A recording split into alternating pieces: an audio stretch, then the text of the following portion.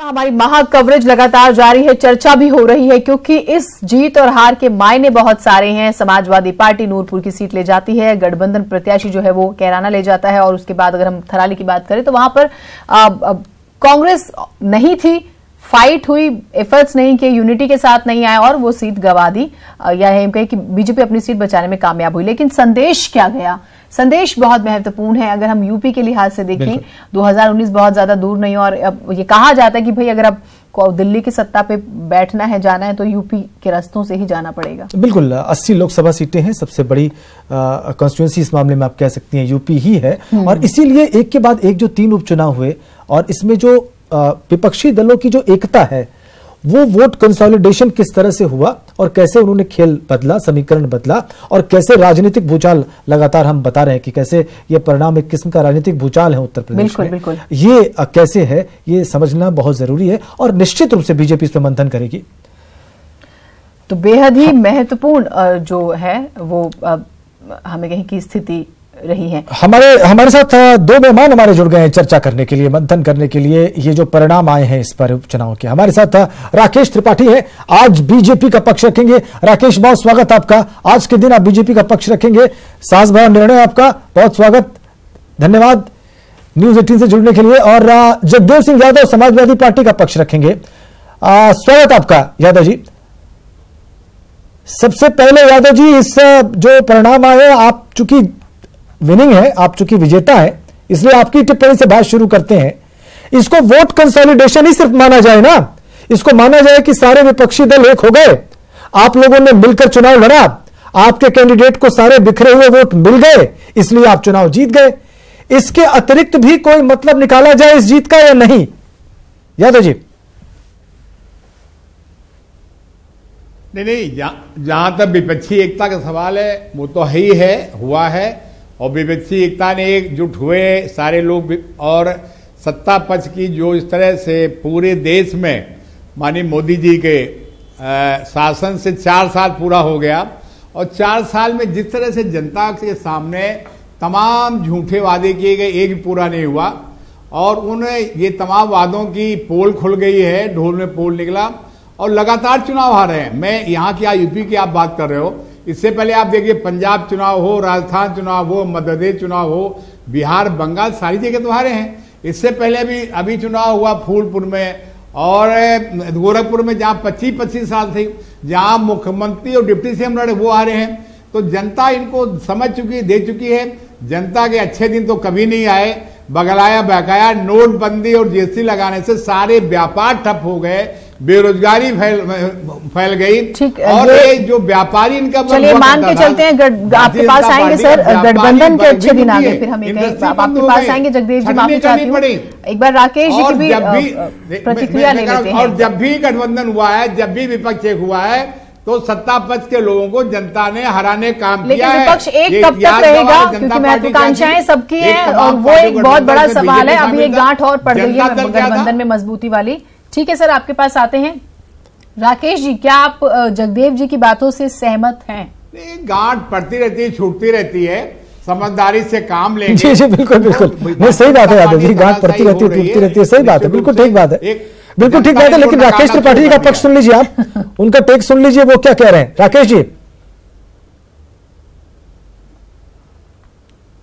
देखिए राजन जी, इसमें कोई दो राय नहीं है कि जो जनता का जनादेश है वो स्वीकार्य है, जनता का जनादेश सर्वमान्य है। अपने पराजय हम स्वीकार कर रहे हैं, पराजय के कारणों की समीक्षा भी करेंगे, लेकिन कुछ तथ्य हैं, मुझे लगता है वो तथ्य भी जनता के बीच में जरूर जाने चाहिए।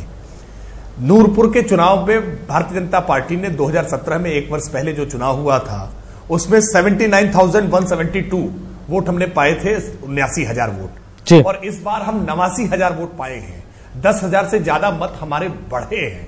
एक बात, समाजवादी पार्टी पिछले चुनाव में नूरपुर में 66,436 वोट और बहुजन समाज पार्टी 45,902 वोट, यानी इन दोनों वोटों को अगर मिलाया जाए, क्योंकि गठबंधन में लड़े हैं और साथ में आरएलडी को मैं भी छोड़ करके देख रहा हूं, तो भी 1,12,338 वोट थे 2017 में जब चुनाव हुआ था। और इस बार समाजवादी पार्टी का गठबंधन के प्रत्याशी 94,476 वोट पाए हैं, यानी 17,862 वोट इनके केवल सपा बसपा गठबंधन से देखे जाए तो कम है। यानी मिलने के बाद भी ये कम हुए हैं और हम अकेले पिछले चुनाव की तुलना में बढ़े हैं। ये हार जरूर है, लेकिन इस हार की तिकड़म क्या है ये भी जनता जानती है। हार तो हार है, जीत तो जीत है। त्रिपाठी जी, अब हम आंकड़े कैलकुलेट करते रहे, फिर भी हमारे वोट बढ़े, लेकिन उससे अब होगा क्या? अब होगा क्या? निश्चित तौर पर बहुत सारी चीजें समीक्षा के दायरे में रखी जाती हैं। हार क्यों हुई है, जीत क्यों हुई है, इन बातों की समीक्षा अगर नहीं करेंगे तो आगे के लिए सबक नहीं होंगे। मैं मानता हूं कि आगे आने वाले चुनाव, जब 2019 का चुनाव होगा, तो इन बातों से निश्चित तौर पर सबक मिलेगा। बहुत बढ़िया बात, बहुत बढ़िया राकेश जी, बिल्कुल सही बात है। सबक सीखना बहुत आवश्यक है राकेश जी, बिल्कुल बिल्कुल ठीक कहा आपने। सबक सीखना बहुत आवश्यक है, वो मंथन से, आत्मचिंतन से ही हो सकता है। लेकिन अब ये समीकरण जो बन गया है, ये आपके बढ़े हुए वोट से भी ज्यादा है। मैं आपकी बात मान लेता हूं, बहुत अच्छा आपने आंकड़ा दिया है और इस आंकड़े पर मैं यादव जी की टिप्पणी लूंगा। लेकिन अगर ये गठबंधन रहता है 2019 में, तो आपका बढ़ा हुआ वोट भी उसका मुकाबला नहीं कर पा रहा, ये तो आप स्वीकार करेंगे?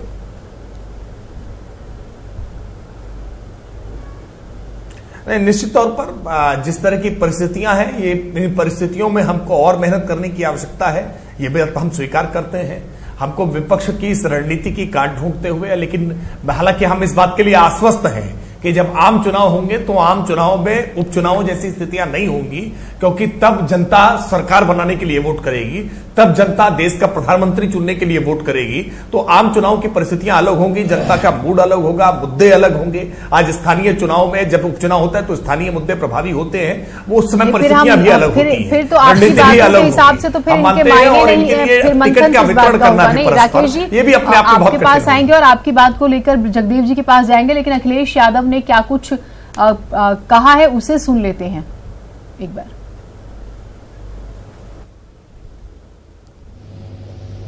सामाजिक न्याय की जीत है,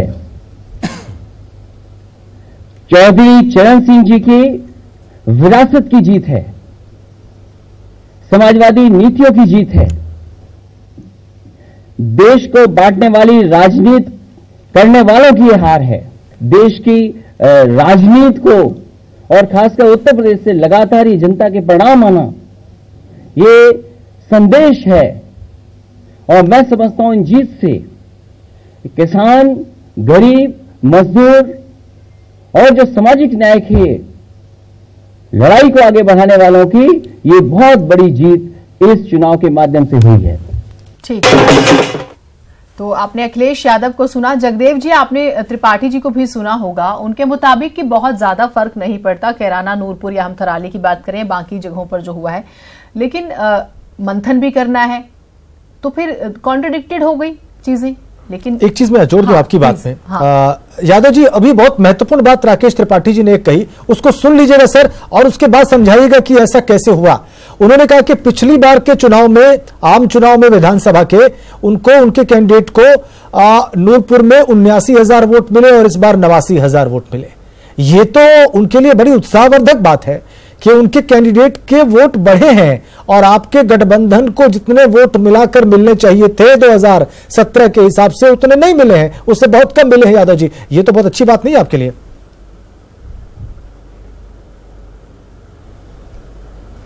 देखिए, जो त्रिपाठी जी कह रहे हैं और ये खुश हो रहे हैं, इनको खुश होना चाहिए। पिछला जो चुनाव हुआ था वो सारी पार्टियां, समाजवादी पार्टी, बहुजन समाजवादी पार्टी, कांग्रेस, सारे लोग लड़े हुए थे।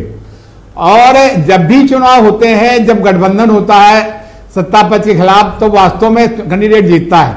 अब ये जो वोटों की ये गिनती दिखा रहे हैं, गणित दिखा रहे हैं, उस समय जो माहौल उन्होंने तैयार किया, ये माहौल तैयार किया, देश को, प्रदेश को बांटने काम किया, हिंदू मुस्लिम को बांटने काम किया, मुसलमान मुसलमान को बांटने काम किया, और हिंदू हिंदू बांटने, इन्होंने पिछड़ा, अति पिछड़ा, दलित, अदलित, मुसलमान में सिया कौन है, सुन्नी कौन है, पूरा सामुदायिक मौत, शमशान की बात की, कब्रिस्तान की बात की, रमजान की बात की, पूरा सांप्रदायिक जाति आधार पर चुनाव लड़ा।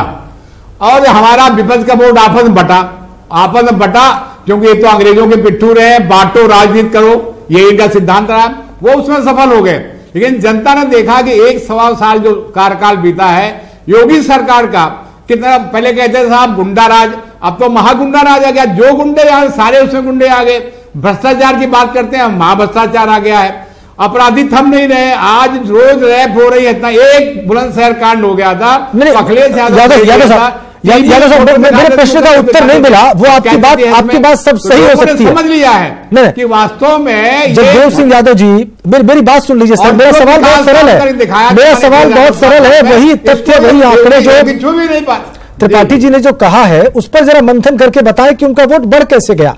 अगर महाभ्रष्टाचार हो गया है, भ्रष्टाचार की जगह अगर गुंडागर्दी की बजाय सुपर गुंडागर्दी हो गई है, तो वो वोट 79 से 89 कैसे हो गया सर? ये इक्वेशन समझा दीजिए। और आपका वोट जितना ज्यादा होना चाहिए था उतना क्यों नहीं हुआ है?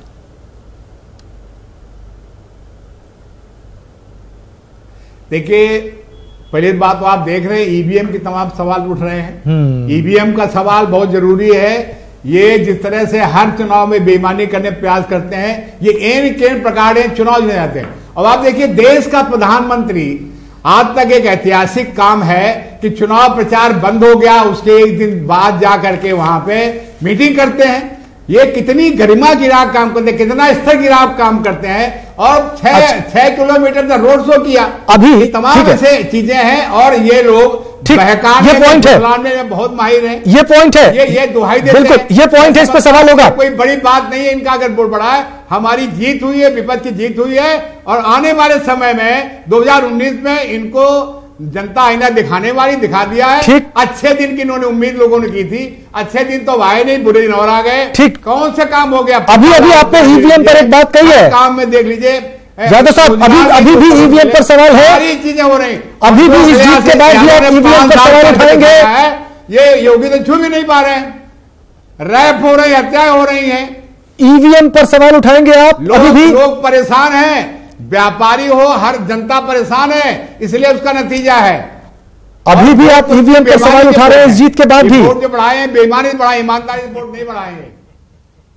चलिए, ईवीएम मैं कह रहा हूं, हम जब सवाल विपक्ष उठा रहा है ईवीएम बंद होना चाहिए, तो ये ईवीएम के पैरवी क्यों नहीं कर रहे हैं? अच्छा, इस जीत के बाद भी आप जब ईवीएम छोड़ के इस पे आ गए तो ये काहे पैरवी कर रहे हैं? और आज जहां तक चुनाव आयोग का मामला है, चुनाव आयोग भी निष्पक्ष नहीं है, लगातार इनके पक्ष में फैसले दे रहा है। पंजाब में चुनाव गुजरात के साथ साथ होना था, पंजाब पहले काम करिए यादव साहब, बुलेटिन ये मामले थोड़ी है। यादव साहब, मेरी सलाह है, 20 आप पार्टी के 20 विधायकों का आज आप जीते हैं, अगर सवाल उठ रहे हैं इलेक्शन कमीशन सवाल उठ रहे हैं और दिल्ली में 4 जज पीसी करते हैं। यादव साहब, आज अगर जीत के दिन आप इलेक्शन कमीशन लखनऊ और इलेक्शन कमीशन दिल्ली में आपके सारे टॉप लीडरान ये जाकर कहें कि आज जीत के साथ साथ हमको एक चीज और समझ में आई है, वो ये है कि हम पहले भी सही थे, आज भी सही है, इलेक्ट्रॉनिक वोटिंग मशीन को हटाइए।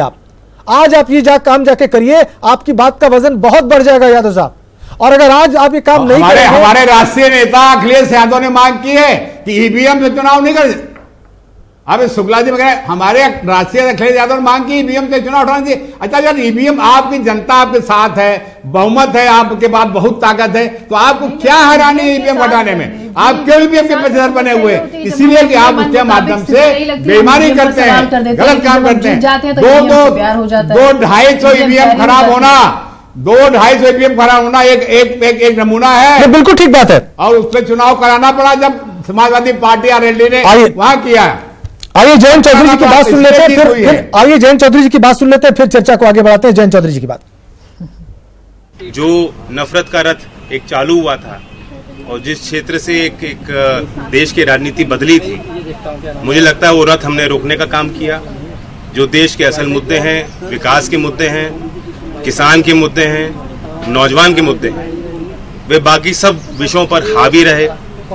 जिन्ना हारा, दंगा हारा, गन्ना जीता। अभी भी 1 साल है, सरकार पे पूरा मौका होता है, अवसर होता है, बहुमत की वो सरकार है, वे अपनी सरकार के माध्यम से किसानों के लिए बड़ा काम अगर करना चाहे तो कर सकते हैं, तो हम उन पे दबाव बनाएंगे। गन्ने का बकाया का एक बहुत बड़ा मुद्दा है और इस जीत के बाद हमने तय किया है कि बिजली के बड़े दरों को और गन्ने के बकाये को, 2 विषयों को लेकर हम उत्तर प्रदेश में रणनीति के तहत बड़ा आंदोलन करेंगे।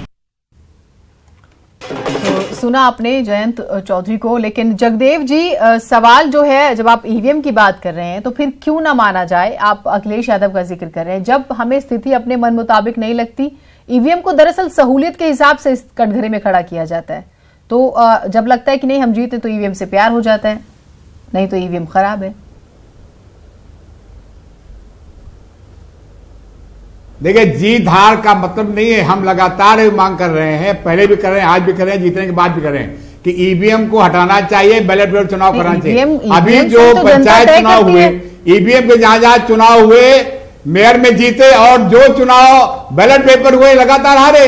ठीक है, मतलब आज भी आप अपने स्टैंड पे कायम है, आप कह रहे थे। ठीक ठीक ठीक, जीत के बाद भी कहेंगे, हार के बाद भी कहेंगे कि ईवीएम को हटाना चाहिए और ईवीएम के बजाय बैलेट पेपर पर चुनाव कराना चाहिए, तो बाकी देशों ने किया है, आप क्यों पसंद उसके बने हुए हैं? राकेश त्रिपाठी करनी चाहिए इस पे। यादव साहब का कॉन्सेप्ट क्लियर है, भरोसा है तो राकेश जी, यादव जी का कॉन्सेप्ट क्लियर है, वो कह रहे हैं ईवीएम को हटा दीजिए। बात कर रहे हैं, आज जीतने के बाद भी कह रहे हैं ईवीएम को हटा दीजिए, उनको कोई कंफ्यूजन नहीं है।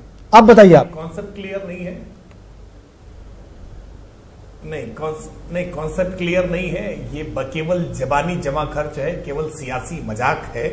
अगर इनकी बात में ईमानदारी है, गंभीरता है, तो मैं चुनौती देता हूं कि आज प्रमाण पत्र लेने के बाद ये तुरंत अपने पदों से इस्तीफा दे दें कि ईवीएम से ये चुनाव हुए हैं, इसलिए ये चुनाव पवित्र नहीं है, इस जीत को हम पवित्र नहीं मानते हैं, हम इस पद से इस्तीफा दे रहे हैं और फिर हम अपील करते हैं कि बैलेट पेपर से चुनाव कराया जाए। अगर इतना नैतिक बल, इतना नैतिक साहस है तो आप इस्तीफा दे, कहें कि ईवीएम से निकली हुई ये जीत हमें स्वीकार नहीं है, लेकिन ये जीत स्वीकार करेंगे और फिर कहेंगे कि ईवीएम में घपला है, ये नहीं चलेगा। ये देश की जनता देख रही है। आप केवल जबानी जमा खर्च करें, राजनीतिक बयानबाजी करें और उसके बाद कहें कि आप जाइए जाकर इलेक्शन कमीशन के सामने उनके चैलेंज को स्वीकार करिए और ईवीएम में टेम्परिंग करके दिखाइए। नहीं राकेश जी, उन्होंने हारने के बाद क्या इस्तीफे के बाद ये ईवीएम चेंज कर देंगे? ये करे घोषणा, कि हम ईवीएम ये इस्तीफा से हटा देंगे इसमें? अरे ये बेमतलब की बातें हैं, बेवजह की बातें हैं, ये तो राष्ट्रीय स्तर का मामला है, ये पूरे देश का मामला है। राकेश जी, इस बात एक सीट से इस्तीफा देने से ईवीएम हटा देंगे क्या? राकेश जी, इस बात को तो कम से कम वैल्यू दीजिए कि वो जीतने के बाद ईवीएम बदल दीजिए। आप जनता मांग कर रही है, आप करिए एक सीट हटाने बाद। ठीक है राकेश जी, इस बात को कम से कम आज आप गंभीरता से लीजिए, इस्तीफा देने के बीच में हटा देंगे। आज आप थोड़ी गंभीरता से लीजिए यादव जी की बात को, ईवीएम को हटा दीजिए पिक्चर से। एक बात ठीक है राकेश जी। दूसरी बात यह कि आपका वोट बढ़ा 79 से 89 हुआ, हम बढ़ा देंगे, ये केवल जनता का भरोसा है, तो जनता को विश्वास में लेकर के काम करना चाहिए। राकेश जी, जनता के साथ धोखा नहीं करना चाहिए, हम तो मांग कर रहे हैं, सारी पार्टियां मांग कर रहे हैं। ठीक है राकेश जी, बोलिए। देखिए, जबानी केवल जमा खर्च करने से नहीं होगा, आपके पास कोई गंभीर तर्क है तो गंभीर तर्क जाकर के भारत निर्वाचन आयोग के सामने रखिए। भारत निर्वाचन आयोग ने इस मामले में ओपन चैलेंज किया था। ओपन चैलेंज के समय में कोई भी राजनीतिक दल वहां चैलेंज स्वीकार करने की हिम्मत नहीं जुटा पाया। आप केवल बार बार ये कहें कि इसमें खामी है, खामी क्या है ये नहीं आप बता सकते हैं। आप कह रहे हैं कि इसको टेम्पर किया जा सकता है, कैसे किया जा सकता है ये बता नहीं रहे हैं। आप कह रहे हैं ईवीएम हैक की जा सकती है, कैसे हैक की जा सकती है बता नहीं रहे। आप देश विदेश से बड़ी कीमतों पर बड़े इंजीनियर्स बुला करके अगर किसी प्रकार की खामी है तो उसको खामी दिखाइए। और निवेदन कर रहा हूं कि ईवीएम का राग गाना बंद करिए। ईवीएम ने ही आपको 2012 में प्रचंड जीत दी थी, ईवीएम से ही 2007 में भाजपा ने प्रचंड जीत पाई थी। ईवीएम के दम पर ही अलग अलग राज्यों में भाजपा की गैर भाजपाई सरकारें बनी हैं। इसलिए यह कहना कि ईवीएम में गड़बड़ है, अगर ईवीएम में गड़बड़ होती तो आज कैराना और नूरपुर भारतीय जनता पार्टी हारती नहीं। भारतीय जनता पार्टी अगर टेम्पर कर सक रही होती, हैक कर सक रही होती, आपके दावों में दम होता तो आज भारतीय जनता पार्टी चुनाव हारती नहीं। भारतीय जनता पार्टी राजनीति में नैतिकता की बात करती है और न केवल बात करती है बल्कि नैतिकता लागू करके दिखाती है। ठीक, आमतौर पर राजेंद्र जी आप भी इस बात से सहमत होंगे कि उपचुनाव हमेशा देश में कहीं भी होते हैं तो वो सत्ताधारी दल के चुनाव माने जाते हैं। बिल्कुल, समाजवादी पार्टी के शासनकाल में जब भी उपचुनाव हुए हो या बसपा के शासनकाल में जब भी उपचुनाव हुए हो, हमेशा सत्ताधारी दल जीता करता था और बार बार ये बात विपक्ष उठाया करता था, जो विपक्ष होता था कि ये सत्ता का दुरुपयोग हुआ है, सत्ता के दुरुपयोग के कारण सीटें जीती गई हैं। जब से भाजपा की सरकार अलग अलग राज्यों में बनी है, भाजपा शासित राज्यों में जब भी उपचुनाव होते हैं, हम नैतिकता के आधार पर, शुचिता के आधार पर, मर्यादाओं के आधार पर चुनाव लड़ते हैं और जो जनता का जनादेश होता है। राकेश जी आपके पास आएंगे, मृगांका सिंह ने क्या कुछ कहा है एक बार वो भी सुन लेते हैं। बहुत काम हुए हैं केंद्र की सरकार के द्वारा और प्रदेश की सरकार के द्वारा, पर कहीं ना कहीं शायद हम उन बातों को आम लोगों तक समझा नहीं पाए होंगे। पार्टी ने पूरी ताकत से और कार्यकर्ताओं ने पूरे समर्पण से इस पूरे अभियान को अनेकों दिनों से चला रखा था और उल्टा मैं उनको निराश करने के लिए गिल्टी फील कर रही हूँ। निश्चित रूप से गठबंधन की ताकत दिखाई दी और हमें अपने आप को और प्रिपेयर करना होगा इससे निपटने के लिए। बहुत काम हुए हैं केंद्र की सरकार के द्वारा। और चलिए, आप मृगांका सिंह को जो है सुन रहे थे। और राकेश जी, एक सवाल आपके लिए। ईवीएम पर तो खैर हो गई बहस, हार किसकी हार माना जाए और जीत तो किसकी? गठबंधन तो हम कह रहे हैं, लेकिन अगर हम हार देखें तो वाकई में किसकी हार है ये?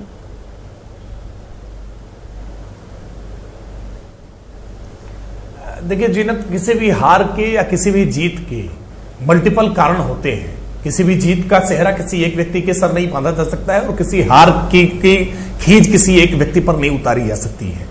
भारतीय जनता पार्टी के संदर्भ में हम सामूहिक नेतृत्व की बात करते हैं, हम मुद्दा आधारित चुनाव लड़ते हैं। हमने विकास के एजेंडे पर चुनाव लड़ा था। हमने जो काम किए थे उत्तर प्रदेश की सरकार ने, केंद्र की सरकार ने, भारतीय जनता पार्टी ने जो संगठन अपना बूथ स्तर पर खड़ा किया था, हम इन सब की सामूहिक जिम्मेदारी मानते हैं। जीत का सेहरा भी इनके ही नाम होगा और यदि किसी प्रकार का प्रतिकूल परिणाम आता है, पराजय होती है, तो ये सामूहिक जिम्मेदारी भी तय होगी। निश्चित तौर पर हम बूथवार समीक्षा करेंगे, क्या कारण रहे हैं, कहां पर हमको अपेक्षा अनुरूप हमारी जो रणनीति थी वो नहीं परवान चढ़ पाई है, इन सब बातों की हम व्यापक समीक्षा करेंगे और व्यापक समीक्षा के बाद जो इसके कारण होंगे उन कारणों का समाधान ढूंढेंगे। ठीक है। और यादव जी को समीक्षा करनी होगी या यादव जी को बल्कि चिंतन करना होगा कि ये जो विपक्षी एकता है ये 2019 तक बनी कैसे रहे। यादव साहब, आपसे इसी बात को समझेंगे हम कि ये कुछ महीने कैसे गुजारेंगे आप, ये कुछ महीने ये सब लोग एक कैसे रहेंगे, अगला लोकसभा चुनाव आप लड़ेंगे कैसे?